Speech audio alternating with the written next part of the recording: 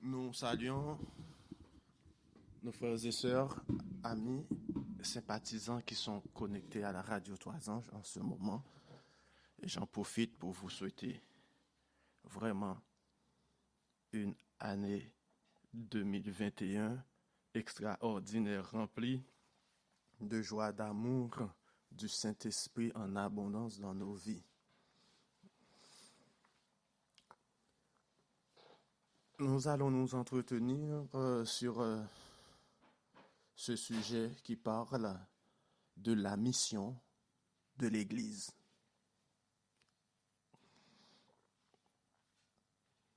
Donc, lisons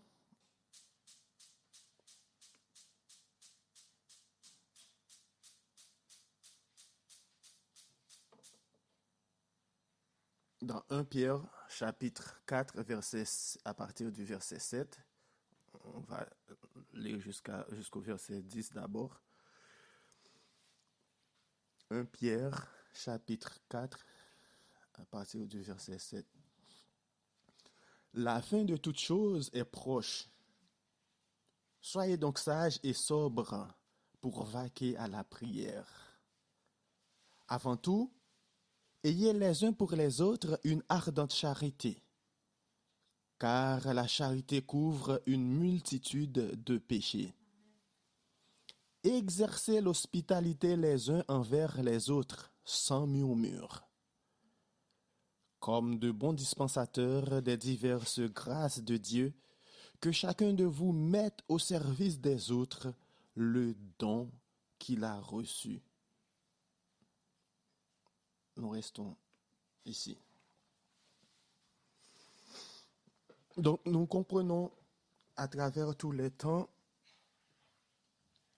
Jésus avait donné la mission à ses disciples, qui constituaient l'embryon de ce que nous sommes aujourd'hui, de l'Église aujourd'hui. Et après le départ de Jésus, on a vu comment l'Église apostolique a prospéré. Et maintenant, ça devient une grande famille internationale. Ça me fait rappeler de Martin Luther qui avait un rêve pour l'Amérique. Et je pense que Jésus a un rêve pour son Église d'aujourd'hui. On a vu comment l'Église apostolique était une Église vraiment florissante. Mais est-ce qu'on peut dire pareil pour notre Église d'aujourd'hui? Je vais vous présenter dans un premier temps une étude. Vous savez, le but des études, c'est de déterminer, dans ce cas précis, les causes d'un problème, un problème bien particulier. Donc, si on a les causes, eh bien, on va travailler dessus afin d'apporter des solutions pouvant améliorer cette situation. Donc, on a pu constater, il y a des gens, après des campagnes d'évangélisation, qui intègrent l'Église mondiale. Et après quelques temps, il y en a beaucoup qui sont repartis. Donc le but de l'étude était de savoir, de questionner ces personnes-là pour comprendre pourquoi.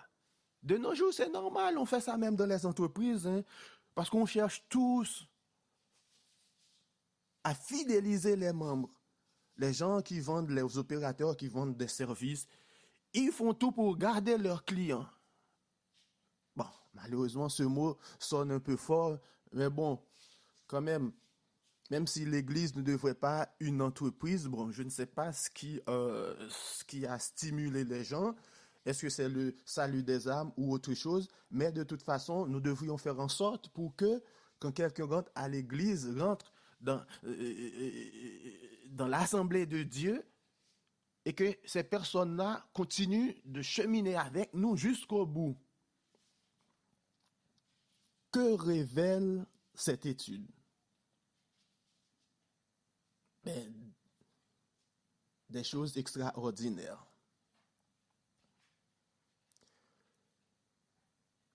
Prenons l'exemple aujourd'hui, si vous étiez gérant d'un supermarché, eh bien, on a constaté que les clients qui arrivent, ils achètent, après, ben, il y a la majorité d'entre eux qui ne reviennent plus faire leurs courses dans notre supermarché. Je suis persuadé que le gérant allait entamer une enquête, une étude. Eh bien oui, il a lancé l'étude. Qu'est-ce qu'il a remarqué? Eh bien bon, il y a 8% environ qui n'aiment plus leurs produits parce que bon, ils n'apprécient pas ce qu'on vend. Il y a 7% qui croient, de toute façon, nous on est libre, hein, on peut aller faire nos courses où on veut. Il y a 7% encore, bon, c'est pour des causes diverses. 15% qui ne se prononcent pas. Ils disent, bon, de toute façon, nous, on est parti, on n'a pas envie de dire pourquoi. Environ 61% dénoncent l'accueil dans le supermarché. C'est-à-dire, quand ils arrivent, ben, on les traite comme s'ils étaient leurs ennemis.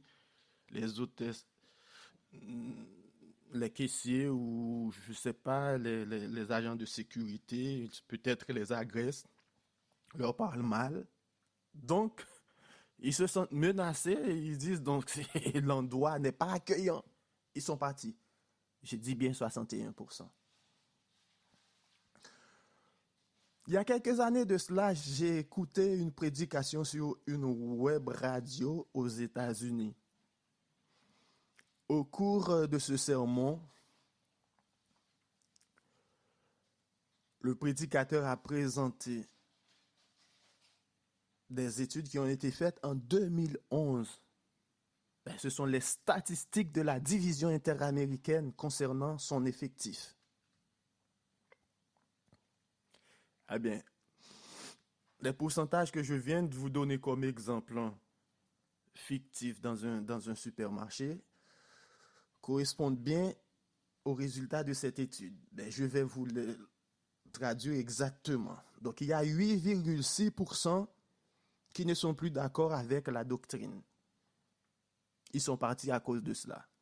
7,6% n'acceptent plus l'autorité ecclésiale. Ils sont appelés des dissidents. 7,9%, ils disent pour des causes diverses. 15% qui ne se prononcent pas. 60,9%, pour ne pas dire 61%, parce qu'ils n'ont pas d'amis à l'église et à cause d'un manque d'accueil aussi.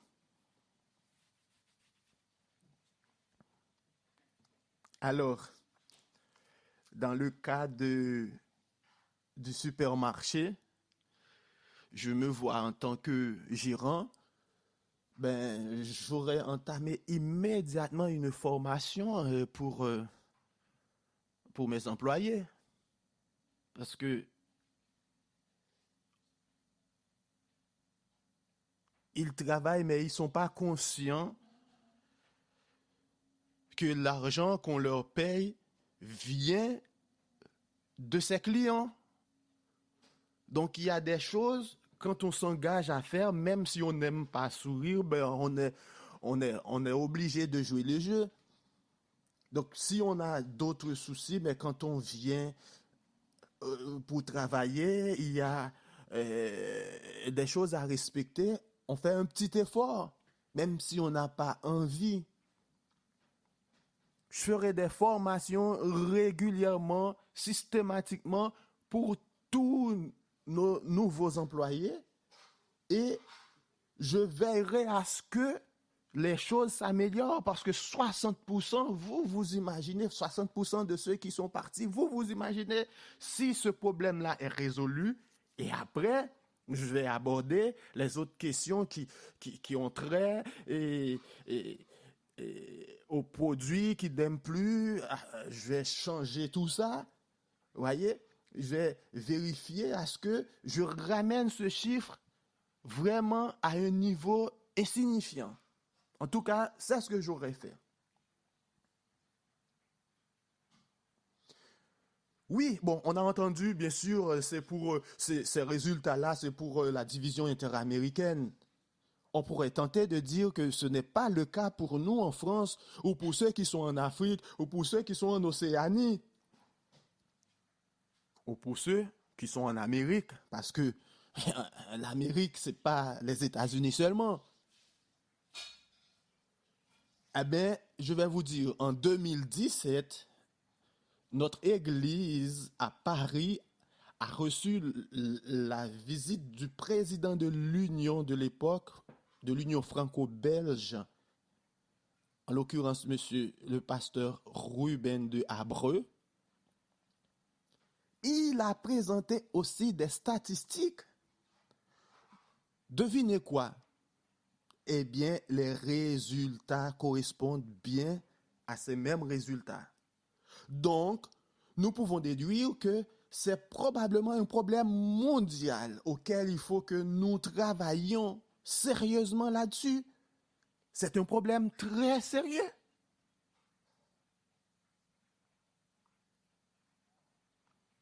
Voyageons un peu dans le temps.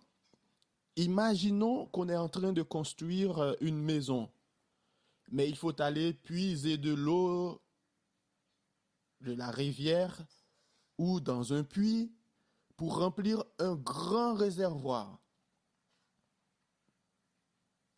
On mobilise tous les gens de la famille. Chacun a son seau à la main et hop, on y va. Pourtant, un petit garçon du voisin observe la scène. Il s'amuse à faire des petits trous dans le réservoir, on va dire des micro-trous, même imperceptibles à l'œil. Résultat, nous ne parvenons jamais à remplir le réservoir.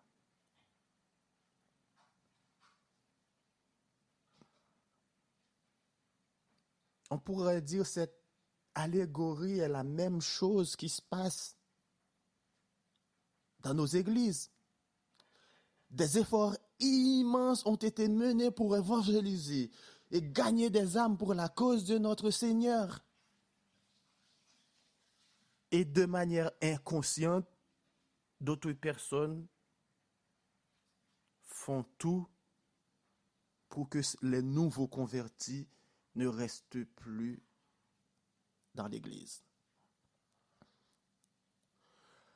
Dans la session de juillet 2015, rapport de GTNJ en 2015, au 31 décembre 2014, il y avait 18 479 257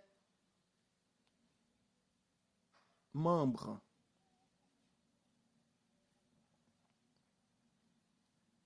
Donc, lorsqu'on compare ce chiffre avec celui de l'année précédente, eh bien, on dit qu'il y a 1 556 018 membres de plus qui rentrent à l'Église.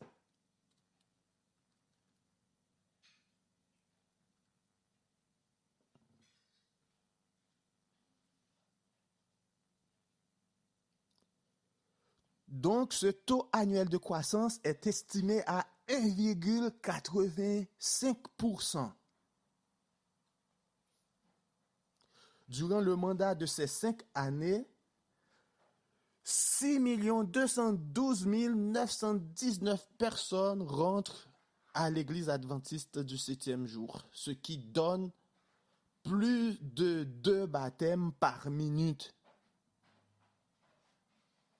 Aussi, 3 717 683 partent.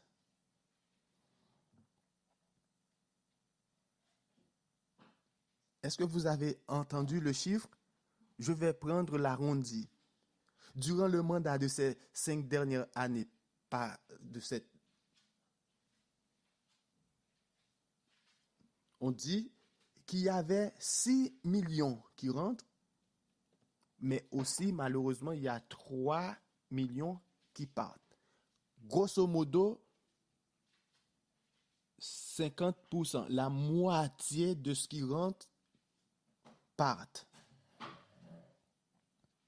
Nous comprenons? C'est-à-dire, cette moitié-là, c'est ce qui constitue les 100% que nous avons vus au départ.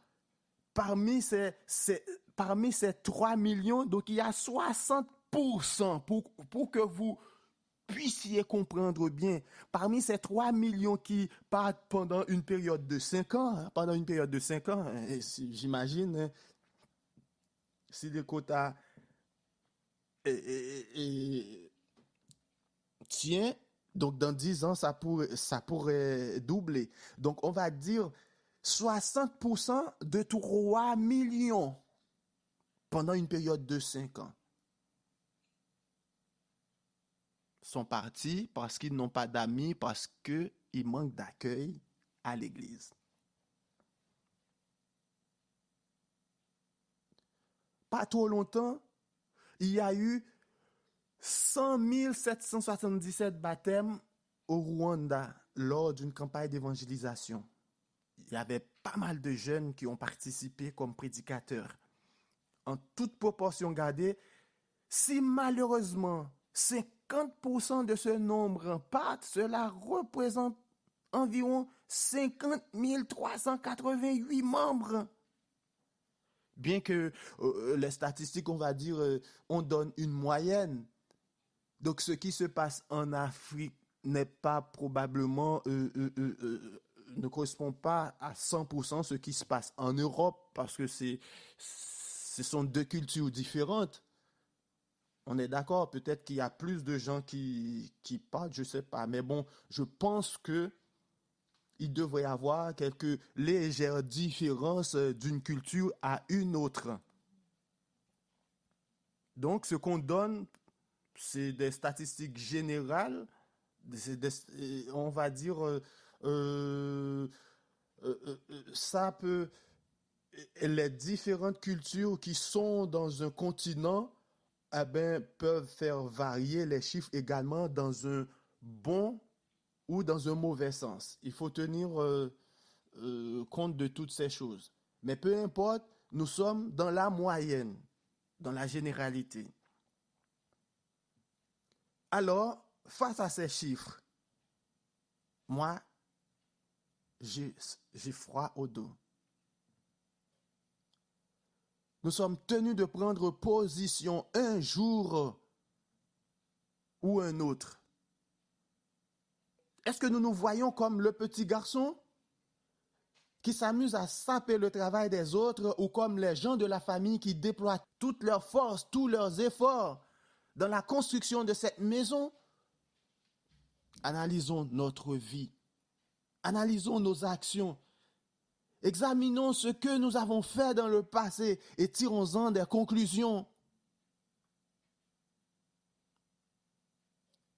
Matthieu 12, verset 30 nous dit, « Celui qui n'est pas avec moi est contre moi, et celui qui n'assemble pas avec moi disperse. » Ce sont les paroles de Jésus-Christ.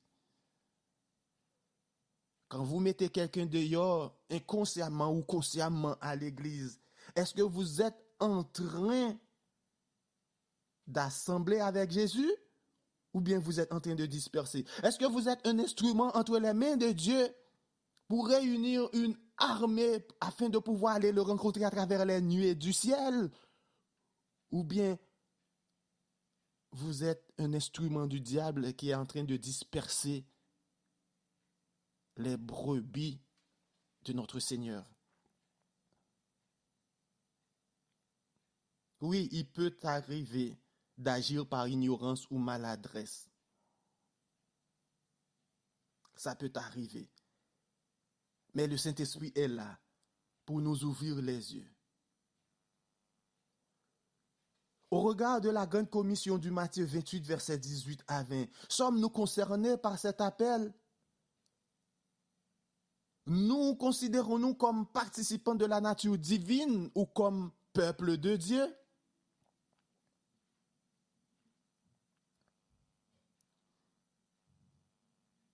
Dans la méditation Lever les yeux en haut du 22 mars, on nous parle de la perspicacité du ciel. Je lis pour vous. On t'a fait connaître, ô homme, ce qui est bien. Ce que l'Éternel demande de toi, c'est que tu pratiques la justice, que tu aimes la miséricorde et que tu marches humblement avec ton Dieu. D'après Michée 6, verset 8. Une lutte constante se poursuit entre les forces sataniques et les intelligences célestes. Satan joue le jeu de la vie pour les âmes des hommes. Si tous pouvaient constater le courant profond des tentations trompeuses, s'ils pouvaient se rendre compte que l'apparence céleste des séductions sataniques est décevante, ils feraient preuve de beaucoup plus de prudence.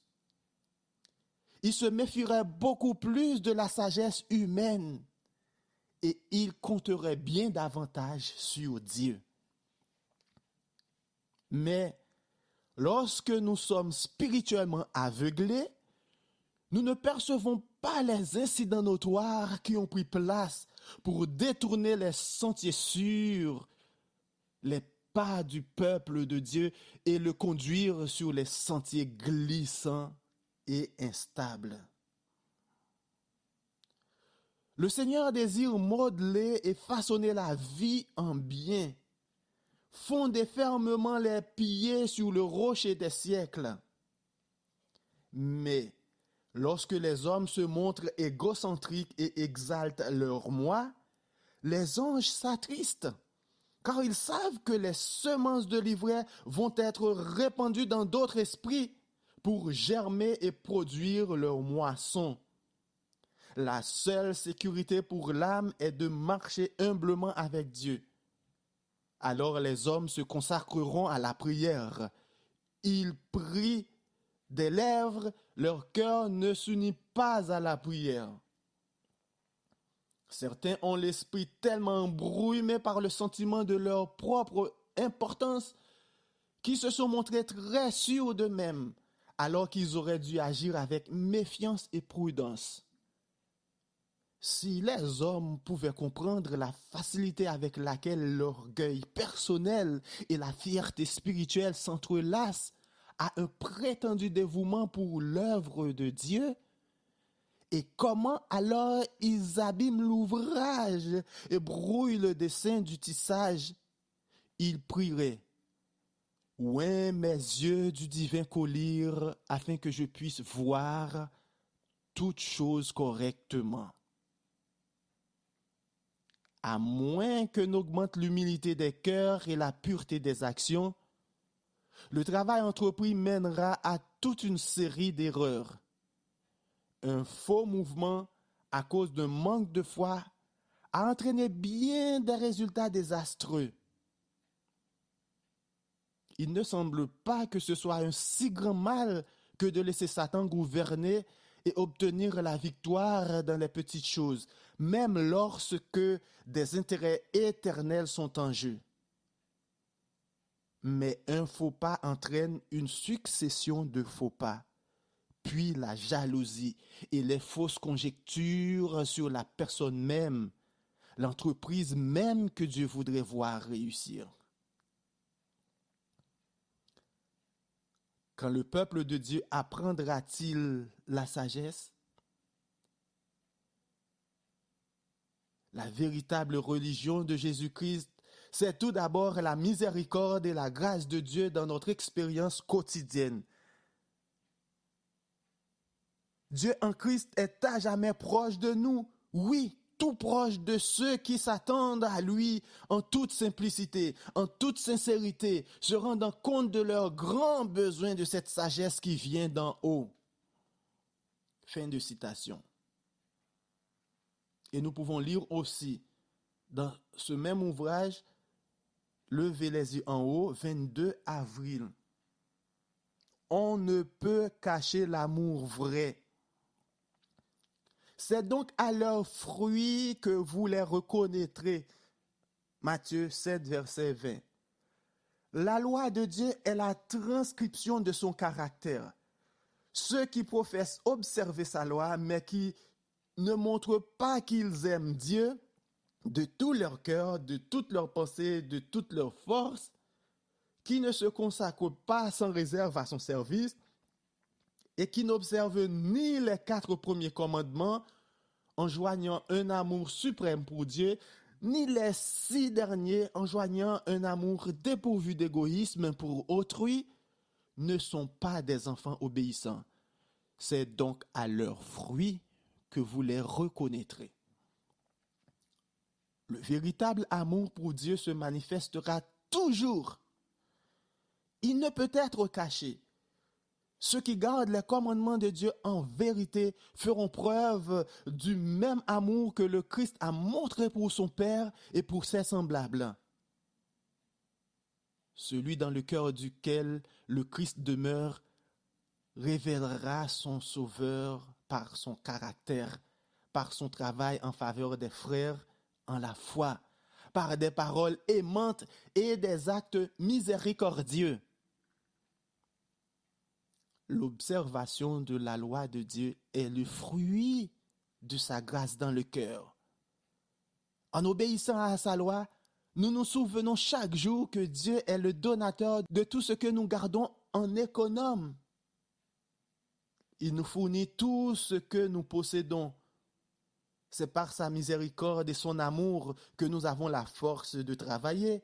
Il nous donne les moyens d'acquérir des richesses temporelles, non pour l'exaltation du moi, non pour que les trésors acquis soient encoffrés, mais pour que le nom de Dieu soit glorifié, pour que les déshérités reçoivent de l'aide, pour que le trésor de Dieu soit pourvu des dons et des offrandes qu'il demande, afin que l'étendard de la vérité puisse claquer au vent et non flotter mollement dans les régions lointaines.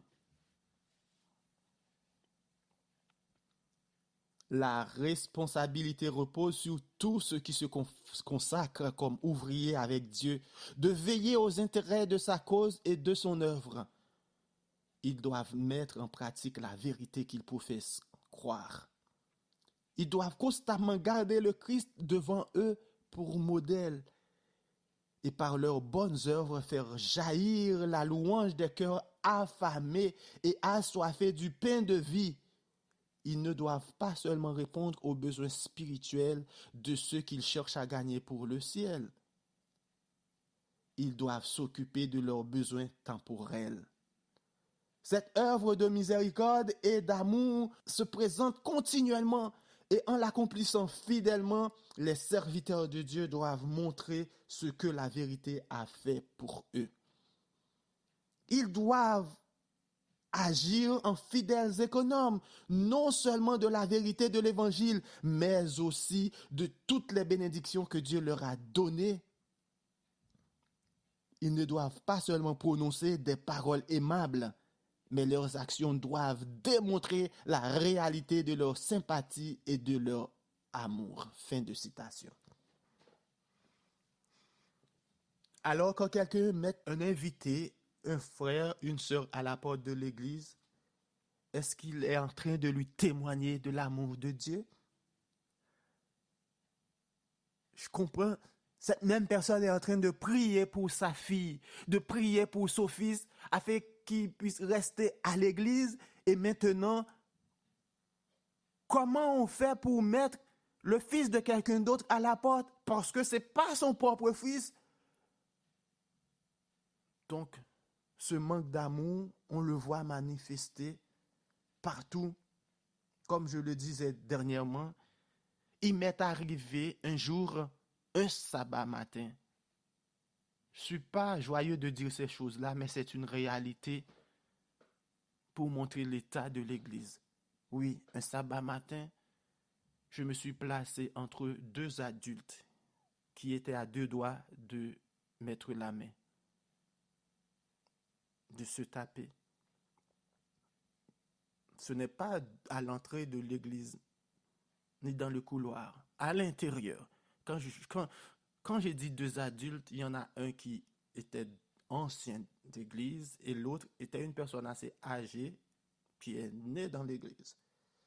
Donc j'ai dû intervenir, j'ai dû m'interposer entre eux pour jouer au pompier. Mais je n'étais pas du tout fier de ce qui s'était passé. Ou on a eu des problèmes pendant la semaine. Je suppose qu'on est venu au temple pour adorer. Et puis,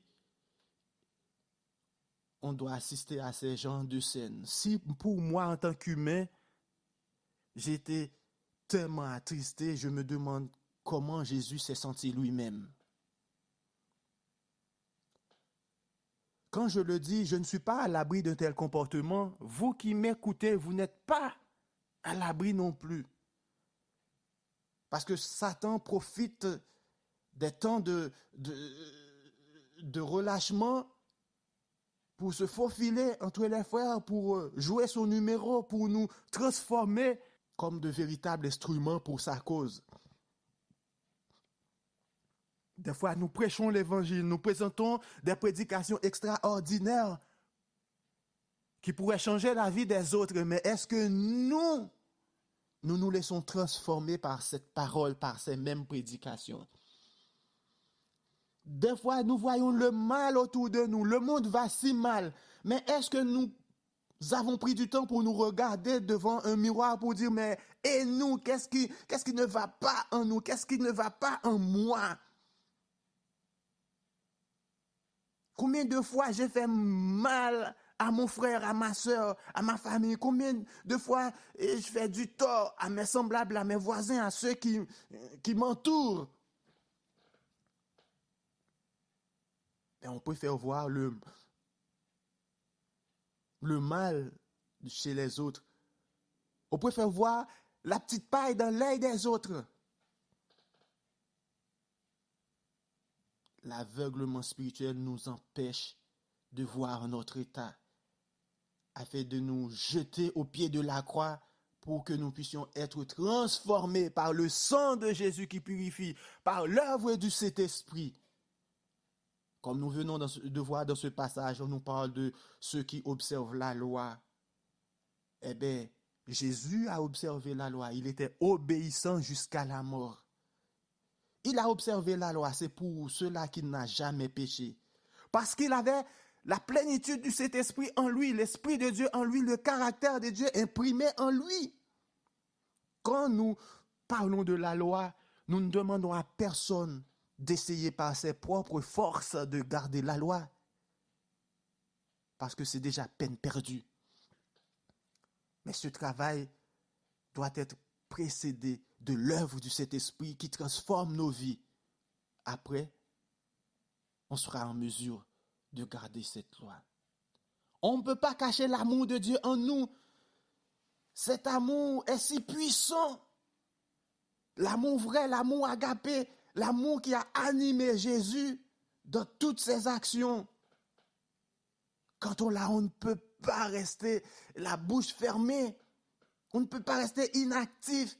Nos entourages, oui, se rendront compte. Matthieu 6, verset 18, verset 16 à 18, de Louis II,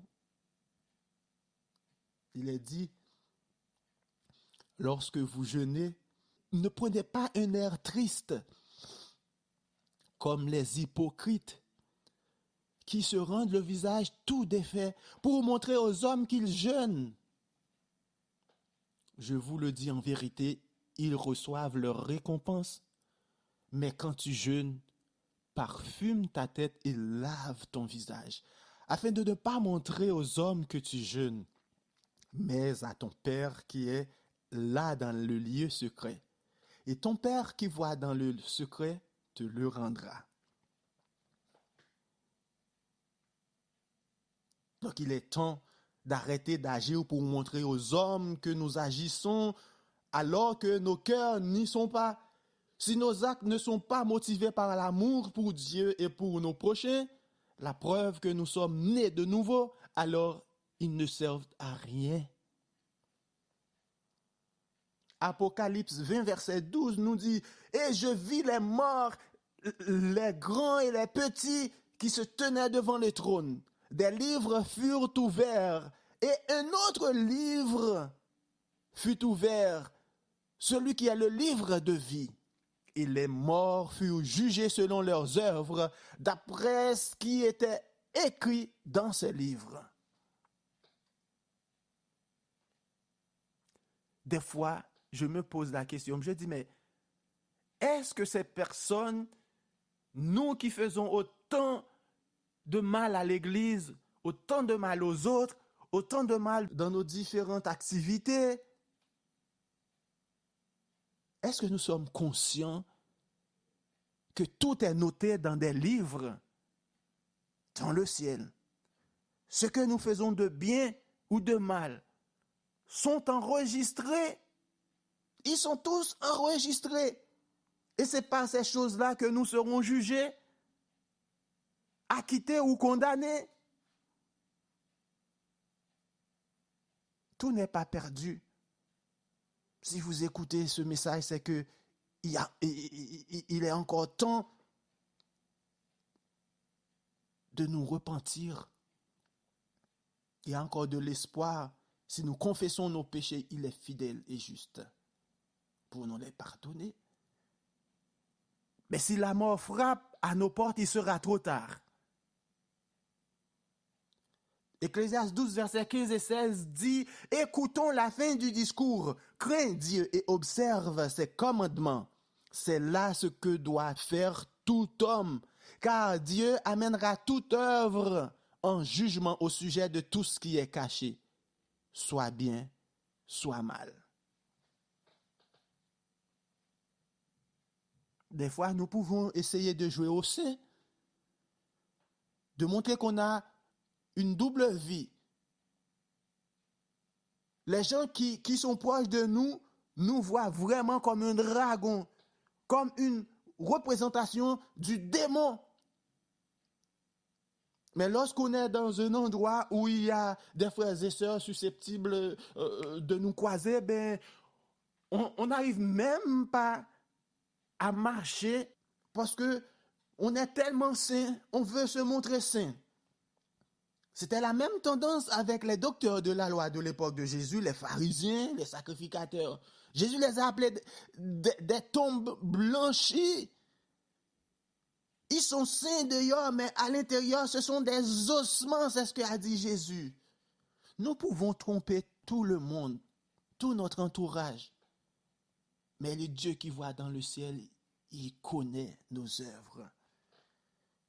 Ce que nous n'osons même pas ouvrir la bouche pour dire, mais nous le pensons tellement fort, ça fait écho dans le ciel et c'est inscrit dans des livres. Malheureusement, c'est inscrit. Arrêtons de jouer ce double jeu. On n'est pas chrétien seulement pendant le culte. On n'est pas chrétien seulement pendant un jour de la semaine. On est chrétien 7 sur 7, 365 jours longs, toutes les secondes de notre vie. C'est notre mode de vie. 1 Pierre 4, versets 7 à 11, ce que nous venons de lire. Il dit, la fin de toute chose est proche. Sommes-nous conscients? Soyez donc sages et sobres pour vaquer à la prière. Est-ce que nous prions assez en ces derniers temps? Et j'ai constaté quand il y a des réunions de prière, on dit on va prier. Si on met le chronomètre pour vérifier, eh bien pendant 1 heure de temps, je ne sais pas si on prie 10 minutes. Pendant les 50 minutes, on fait toute chose. Alors qu'on dit que c'est une réunion de prière. Est-ce qu'on prie assez? C'est tout ce qui nous a poussé à mettre ce ministère en œuvre où les gens puissent avoir du temps de prière et de jeûne sur la radio 3 anges. Parce que la prière, c'est l'arme la plus puissante du chrétien. On n'utilise pas assez cette arme. On doit chanter, on doit louer, on doit prier aussi. On ne doit rien négliger.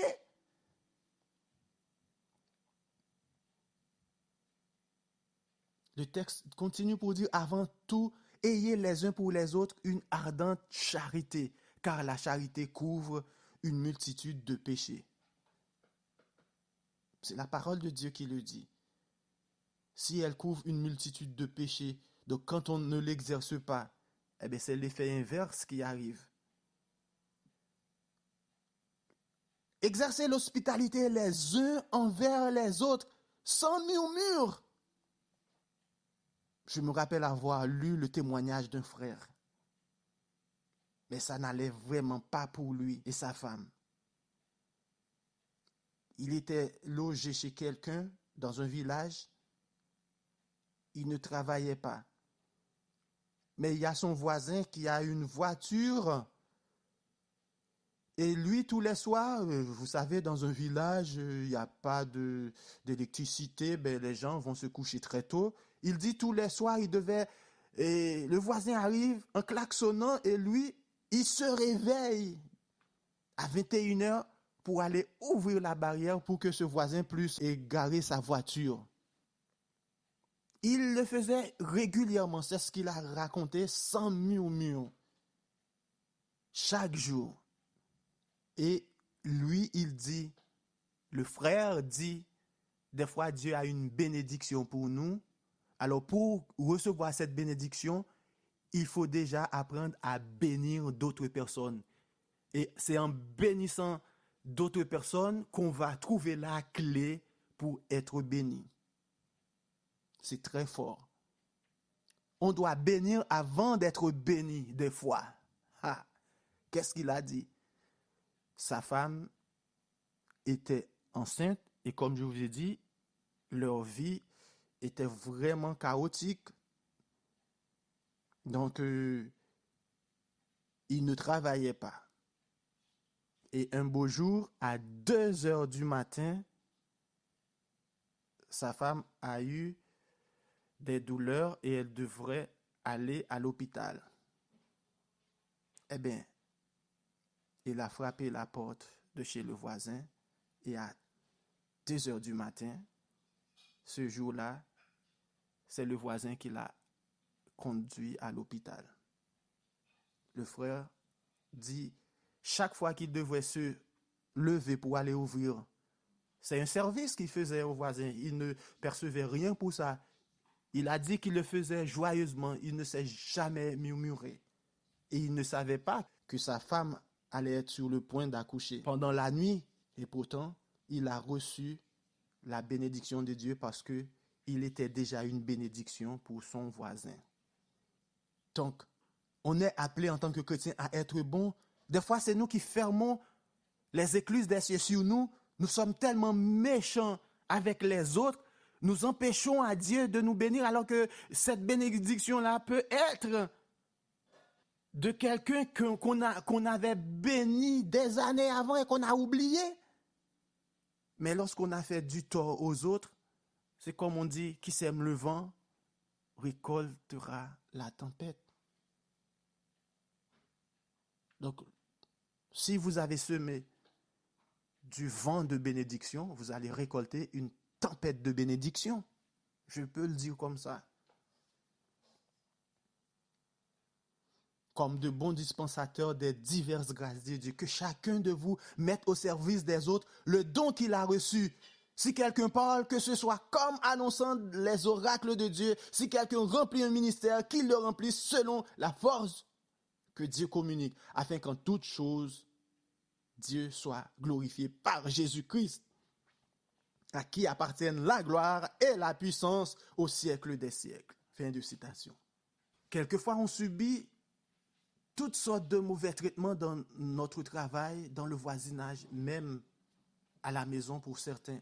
Pourtant, on veut exercer une autorité démesurée dans l'Église du Seigneur. Les Lévites et les sacrificateurs ont été choisis pour être au service du peuple.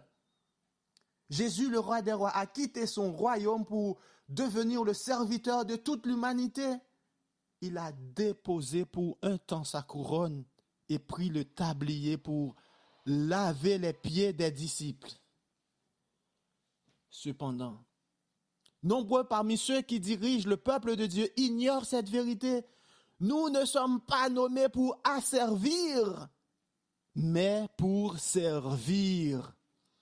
Il est temps pour nous, dirigeants, de déposer le casque de dominant, de chef, de gendarme, pour enfin prendre celui du serviteur, comme Jésus-Christ lui-même en a donné l'exemple.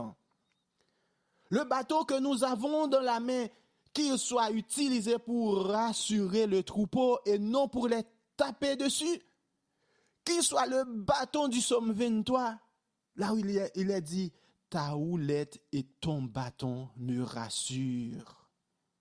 Je me demande si le président de la conférence générale devait visiter votre communauté, quelle serait l'attitude des diacres, des anciens, des responsables de département et des membres d'église. J'imagine qu'on trouverait le plus beau cadeau avec le sourire aux lèvres à le présenter pour l'accueillir. C'est très bien. Je ne dis pas qu'on ne devrait pas agir ainsi. Oui, c'est très bien. Mais qu'en est-il de monsieur X ou madame Y qui arrive incognito tous les sabbats ou un sabbat dans notre assemblée sans être accueillis? Est-ce que nous aurions fait différence parmi les gens? Et l'apôtre Paul en a parlé. Quand il a donné l'exemple, il dit, vous regardez, monsieur X, il est bien habillé, bien sapé, vous dites, venez ici, votre place est au premier rang. Et quand vous regardez monsieur Y, qui n'est pas aussi bien habillé que lui, vous lui dites, déplacez-vous monsieur, allez vous mettre debout au coin là-bas. L'apôtre Paul en a parlé. Est-ce que nous avons une telle attitude? Est-ce que nous faisons la différence entre les gens? Mais vous savez, que vous soyez un docteur, que vous soyez un illettré, je dis aux yeux de Dieu, vous avez de l'importance. Même si dans ce monde, les hommes vous regardent différemment, mais aux yeux de Dieu, vous êtes sa créature. Jésus est mort pour le docteur, aussi bien pour l'illettré, pour l'analphabète. Donc, nous avons tous de la valeur aux yeux de Dieu. Un chrétien converti, un chrétien rempli du Saint-Esprit, traitera les êtres humains de la même manière, sans distinction de race, de niveau d'études, de niveau social, de sexe, de religion, d'origine ethnique. Parce qu'il sera guidé par l'Esprit de Dieu. Il est temps que nous ayons l'Esprit de Dieu en nous, dans l'Église, pour que l'Église puisse remplir sa mission d'aller prêcher, d'aller faire de toutes les nations des disciples. Nous vivons dans un temps où on est tous connectés. Il y a tellement de réseaux sociaux. Il y en a tellement. On est vraiment connectés. Mais est-ce qu'on est connecté au ciel? Est-ce qu'on est connecté à l'Esprit de Dieu? En ce temps où nous vivons, nous avons besoin d'être connectés à Dieu lui-même. Matthieu 14, verset 21 nous dit, « Le Fils de l'homme s'en va selon ce qui est écrit de lui, mais malheur à l'homme par qui le Fils de l'homme est livré. Mieux vaudrait pour cet homme qu'il ne fût pas né. » Pourquoi seriez-vous la personne qui doit déclencher un scandale à l'église? Dans le travail? Pourquoi ça doit être vous? Au regard de la parabole des ivraies et du blé, je dirais que c'est normal qu'il y ait des gens dans l'église qui collaborent avec l'ennemi. Parce que c'était prédit. Il n'est pas trop tard. Vous pouvez changer de camp maintenant. Vous êtes libre de choisir votre camp. Mais soyez certain d'une chose, à chaque décision est associée une récompense à la fin. Lorsque nous lisons Matthieu 25, versets 41 à 45, Jésus s'identifie non pas aux présidents, aux rois de ce monde, aux acteurs, aux riches, aux stars, mais à ceux que la société a tendance à mettre de côté, aux nécessiteux, aux sans-abri, à ceux à qui on n'ose pas donner la parole dans nos assemblées, à ceux qui sont laissés pour compte. Je lis pour vous dans Lever les yeux en haut, qui parle de qui est le plus grand de mai. Je vous le dis en vérité, si vous ne vous convertissez, si vous ne devenez comme les petits-enfants, vous n'entrerez pas dans le royaume des cieux. Matthieu 18, verset 3. Lisez les instructions données au 18e chapitre de Matthieu. Dans tous les oracles de Dieu, il n'est rien de plus positif. Et pourtant, Dieu est déshonoré. Sa cause est ternie par les erreurs soulignées dans ce chapitre. Ces paroles sont pour vous et pour moi, et pour tous ceux qui se proclament les disciples de l'humble et doux Jésus. Il nous montre les principes selon lesquels nous devons agir dans tous les cas et dans toutes les circonstances. Il ne faut pas rechercher la suprématie. Le Christ enseigne que dans son royaume spirituel, ce n'est pas la position, l'éclat extérieur ou l'autorité qui constitue la grandeur, mais l'excellence spirituelle manifestée par une véritable conversion. Amen. Nous devons constamment apprendre du Christ. Il nous a invités.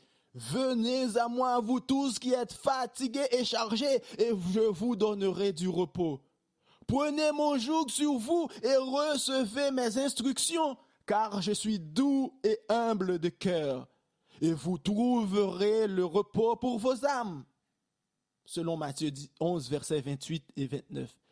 Le joug du Christ est un joug de soumission et d'obéissance.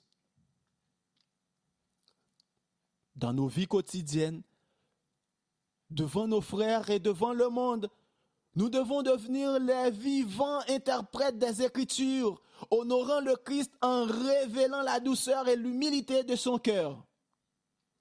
Les enseignements du Christ doivent être pour nous semblables aux feuilles de l'arbre de vie. En mangeant et en assimilant le pain de vie, nous ferons preuve d'un caractère semblable.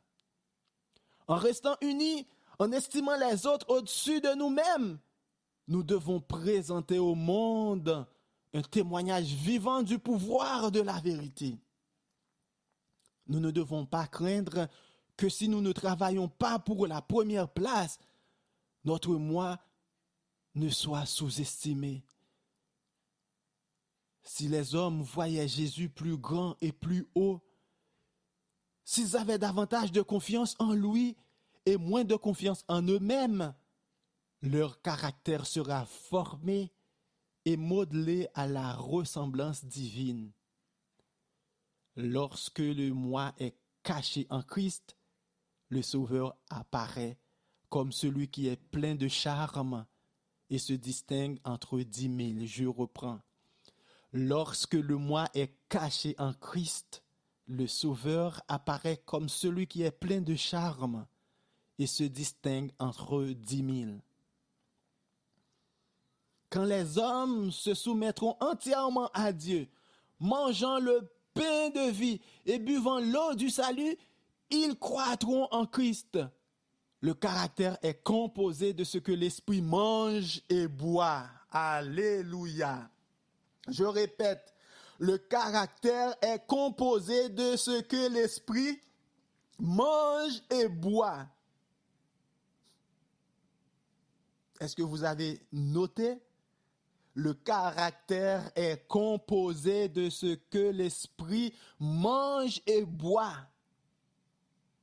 Parce que le royaume des cieux est une question d'esprit.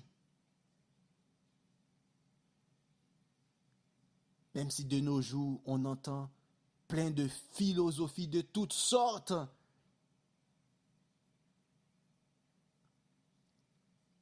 le texte continue pour dire, par la parole de vie, qu'ils reçoivent et à laquelle ils obéissent, ils deviennent participants de la nature divine. Tout leur service est calqué d'après la similitude divine et le Christ, au lieu de l'homme, est exalté. Fin de citation. Et nous lisons ceci avant de terminer, toujours dans le même livre, Levez les yeux en haut, du 23 juin. Leçon tirée du figuier stérile. Matthieu 3, verset 8 nous dit, produisez donc du fruit digne de la repentance. Produisez donc du fruit digne de la repentance. Matthieu 3, verset 8. Je désire vivement que ceux qui ont créé des dissensions et suscité des conflits soient convaincus de leurs erreurs, se repentent et soient convertis. Dites ceci aux membres. La lumière est encore pour un peu de temps au milieu de vous. Marchez pendant que vous avez la lumière, afin que les ténèbres ne vous surprennent point. D'après Jean 12, verset 35. Le temps est court. Nous devons donc nous occuper diligemment des affaires du roi. Il y a 2 soirs, dans une vision de la nuit, il me sembla que je m'adressais à une assemblée de nos membres. Je disais, j'ai un message pour ceux qui ont travaillé à détruire l'influence des messages que le Seigneur a donnés à ses serviteurs. Certains, pendant des années, ont étendu très loin leurs racines, mais les fruits qu'ils portent pour le Christ sont représentés par le figuier stérile. Nous devrions constamment garder à l'esprit la leçon du figuier stérile. Ce n'est pas une profession de vertu qui répondra aux besoins du monde d'aujourd'hui et accomplira la volonté de Dieu pour la famille humaine.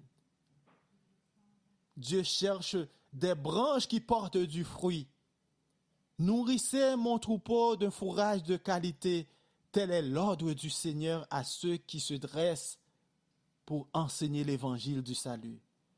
Il a pourvu à ce que la puissance salvatrice de l'évangile soit représentée partout. Il m'a été montré, dit la servante du Seigneur, que des erreurs ont été commises qui ont laissé une fausse impression sur les esprits.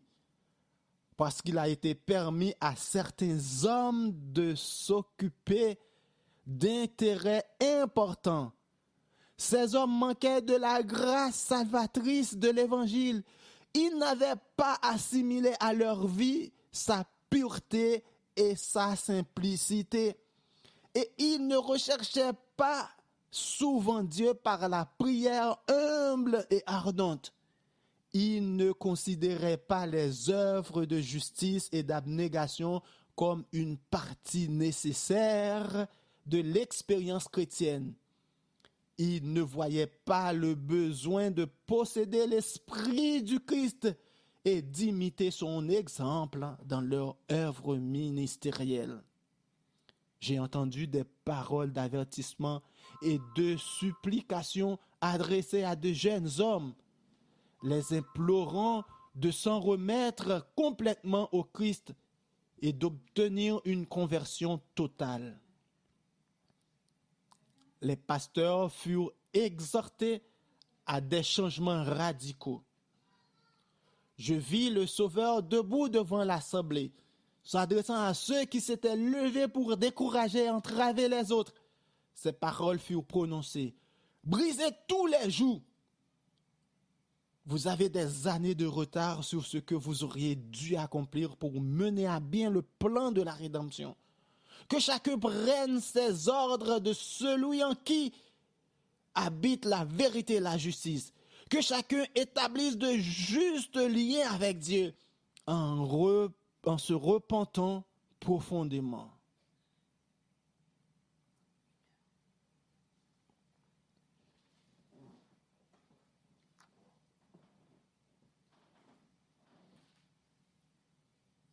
Mes chers amis, c'est la fin de de la citation. Vous voyez, du temps de la sœur White, elle a écrit ces choses, on a constaté il y a beaucoup à faire. Des fois, on nomme des gens à la tête de l'Église, c'est ce que la servante du Seigneur dit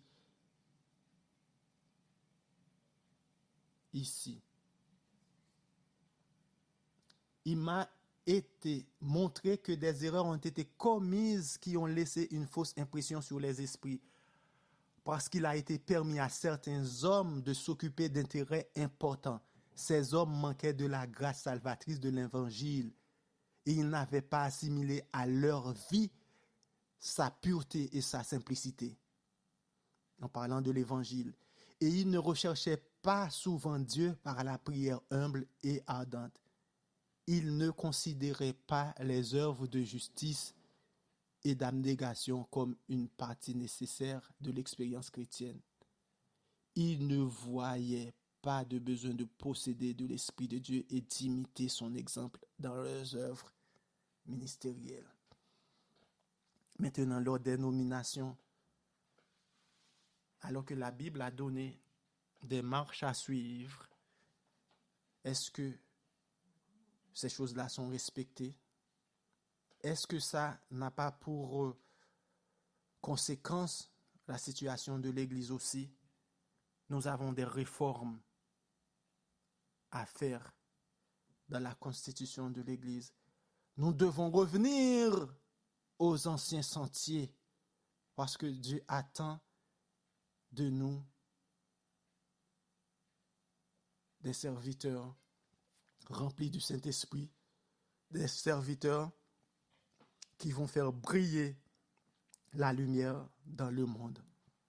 Alors pour terminer, laissez-moi vous dire, si nous ne pouvons pas faire du bien aux gens lorsqu'ils viennent adorer ici ou ailleurs, si nous ne pouvons pas faire du bien à ceux qui nous entourent, au moins, ne les faisons pas pleurer. Ne gâchons pas leur adoration avec des remarques déplacées et dépourvues d'amour. Et à vous qui ne faites pas encore partie de l'Église de Dieu, que cette réalité ne vous afflige point. Jésus, qui est la tête de cette Église, a tout prédit. Ne vous détournez ni à droite ni à gauche. Ayez les yeux fixés sur Jésus et sur lui seul.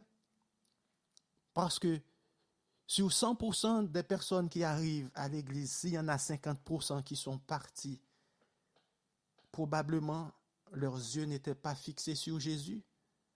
Et les 50% qui restent, dont j'en fais partie, c'est parce que nous avons fixé les yeux sur Jésus. C'est le seul modèle qu'on a. Ne jugeons pas les autres. Fixons nos regards sur Jésus et nous serons récompensés. Que le Seigneur vous bénisse. Amen.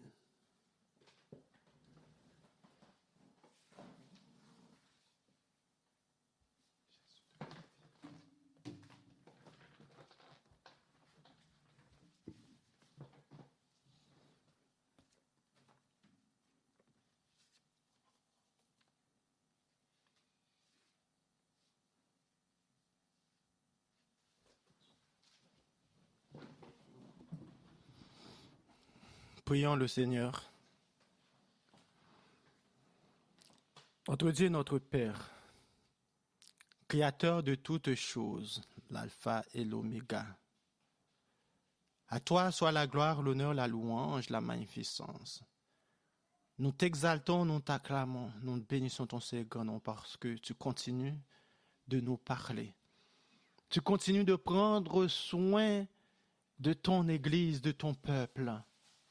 De même, Seigneur, que tu nous as parlé, que tu as parlé au peuple d'Israël dans les temps anciens, de nos jours, tu continues de nous parler. Tu continues de nous montrer ce qui ne va pas. Tu continues de nous éclairer par le biais du consolateur, de ton Saint-Esprit. Merci pour ce message que tu nous as envoyé, Seigneur, qui montre que l'Église n'est pas encore au niveau que tu attends d'elle, qui montre, Seigneur, que nous ne sommes pas encore là où tu nous attends. Tu veux que nous soyons transformés. Tu veux que nous laissions transformés par le sang de Jésus. Tu veux imprimer en nous ton caractère. Seigneur, continue d'agir en nous. Alors que nous nous approchons du temps de la fin, nous avons plus que jamais besoin d'être remplis du Saint-Esprit. Parce que sans le Saint-Esprit, nous ne pouvons pas rester attachés à toi, le sceptre, afin de pouvoir produire du fruit digne de repentance. Seigneur, tu nous as confié une mission d'aller de faire de toutes les nations des disciples. Tu nous as confié une mission d'une œuvre d'amour. Et nous nous sommes rendus compte qu'on est encore loin d'accomplir cette œuvre. Nous avons besoin de manifester de l'amour pour Dieu, de l'amour pour le prochain, et que cet amour soit vu de près et de loin par ceux qui nous entourent. On a constaté à travers les statistiques que dans nos églises, le manque d'amour fait beaucoup de dégâts. Ça cause que la majorité des membres qui sont partis, s'en vont à cause d'un manque d'amour. Seigneur, fais germer dans le cœur de chacun de nous cet amour. Non seulement nous avons pour mission d'aller faire de toutes les nations des disciples, d'aller prêcher l'évangile partout, d'aller présenter cette parole au monde entier, mais si nous ne pouvons pas les gérer à l'intérieur, si nous ne pouvons pas les aimer, comment pouvons-nous aller chercher d'autres encore? Aide-nous à colmater ces brèches, ces petits trous-là, par lesquels les gens continuent de quitter l'église, de quitter les assemblées. Mets de l'amour dans nos cœurs, mets de l'Esprit Saint en nous, afin que nous puissions réellement nous aimer les uns les autres. Que l'amour vrai soit germé en nous, l'amour du Dieu le Père, du Fils, du Saint-Esprit, l'amour agapé, l'amour qui est au-dessus de tout. Seigneur, il y a trop d'âmes qui souffrent à l'intérieur de ton assemblée. Il y en a d'autres qui souffrent dehors. Et nous avons la mission d'aller les chercher pour qu'elles puissent trouver de la paix que Jésus donne, non pas celle que le monde propose, mais la vraie paix qui vient de Dieu. Transforme nos vies, remplis-nous de toi, Seigneur, remplis-nous de toi, Seigneur, inonde-nous de ton amour, inonde-nous de l'Esprit Saint, pour que nos vies soient semblables à celles de Jésus. Et qu'enfin, que Jésus vienne nous chercher sur cette terre. Au nom de Jésus. Amen.